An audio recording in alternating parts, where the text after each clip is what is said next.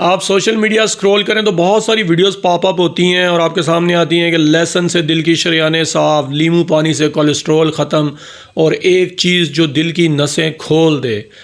तो मैंने सोचा कि इस टॉपिक पे ज़रूर बात करनी चाहिए कि क्या वाकई ऐसा है और इस बारे में मेडिकल साइंस क्या कहती है। मैं ओनली रिसर्च बेस्ड और मेडिकल साइंस से अप्रूव्ड इन्फॉर्मेशन आपके साथ शेयर करूंगा। सबसे पहले तो आप ये समझें कि दिल की शरीयानें होती क्या हैं। डॉक्टर्स इनको कोरोनरी आर्टरीज़ कहते हैं। आपकी बॉडी में मुख्तलिफ शरीयानें हैं जो मुख्तलिफ अज़ा को खून सप्लाई करती हैं। कोरोनरी आर्टरीज़ वो शरीयानें हैं जो दिल को खून सप्लाई करती हैं और दिल आगे से आपकी पूरी बॉडी को ब्लड सप्लाई करता है और ये एक नेचुरल फिनोमिना है जो अल्लाह ताला ने क्रिएट किया हुआ है। अब आप देखें कि दिल की जो शरीयानें होती हैं ये बहुत पतली पतली शरीयानें होती हैं, बहुत ही थिन डायामीटर होता है इनका। जब आपकी बॉडी में कोलेस्ट्रॉल यानी कि चर्बी और कैल्शियम की मिकदार बहुत ज़्यादा बढ़ना शुरू होती है, उसकी रीज़न्स पे भी आगे जाके बात करेंगे, तो ये एक प्लैक फॉर्मेशन बनती है। प्लैक फॉर्मेशन कहती हैं कि ये प्लैक की शक्ल में एक लोथड़े की शक्ल में इकट्ठा होना शरीयानों में शुरू हो जाता है, जिससे वहाँ से ब्लड का गुजरना बहुत मुश्किल से मुश्किल तर हो जाता है और ये आपको हार्ट अटैक यानी कि एंजाइना और दिल की तकलीफ़ का बाइस बनता है। दूसरी रीज़न ये होती है कि शरीयानों की अपनी तोड़ फोड़ भी होती है। शरीयानों के अंदर तोड़ फोड़ होती है जिससे उनकी इनर लेयर जो एंडोथीलियम है वो जब डैमेज होती है तो ये भी प्लैक के साइज़ को बढ़ा देती है, यानी कि उस लोथड़े के साइज़ को बढ़ा देती है और अल्टीमेटली बाज़ औक़ात शरीयानें ब्लॉक होती हैं और एक आपको हार्ट एमरजेंसी जैसी सूरत हाल बनती है कि जिसको हार्ट अटैक कहते हैं।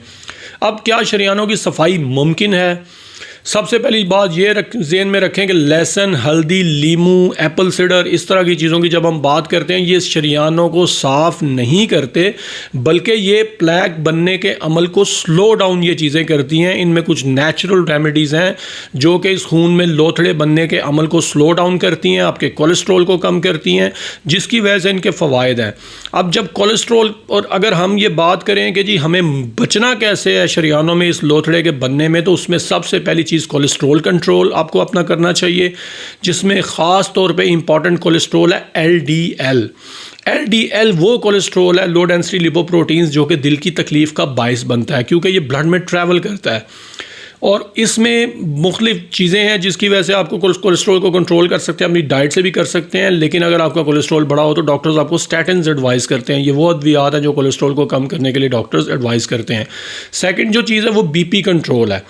बीपी वो चीज़ है जो शरीयानों में तोड़ फोड़ के अमल को बहुत बढ़ा देता है, जिसकी वजह से खून के लोथड़े बनते हैं और आपकी शरीयानें ब्लॉक हो सकती हैं और अल्टीमेटली दिल की शिकायत हो सकती है। तीसरी चीज़ है शुगर कंट्रोल।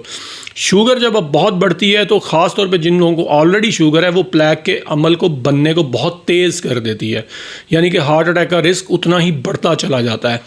इसके अलावा सिगरेट स्मोकिंग भी ये वो अमल है कि जिससे आपकी शरीयानों में इस प्लैक के बनने के अमल में तेज़ी आती है और ये अल्टीमेटली एक रिस्क फैक्टर के तौर पे भी पूरी दुनिया में जाना जाता है हार्ट अटैक को लेके, यानी हार्ट डिजीज़ को लेके।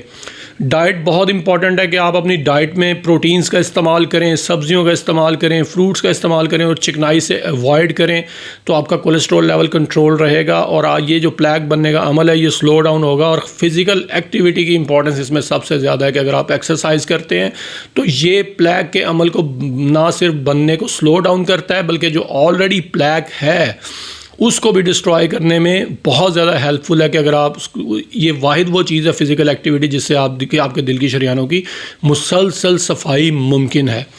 अब इसका कंक्लूजन टेक होम मैसेज ये है कि देखें, दिल की शरीयानों की सफाई का कोई शॉर्टकट नहीं है। जो ऊपर फैक्टर्स मैंने बताए हैं, cholesterol control, sugar control, physical activity और आपका हेल्दी लाइफस्टाइल ही आपकी शरीयानों को साफ़ रख सकता है। जज़ाकल्लाह।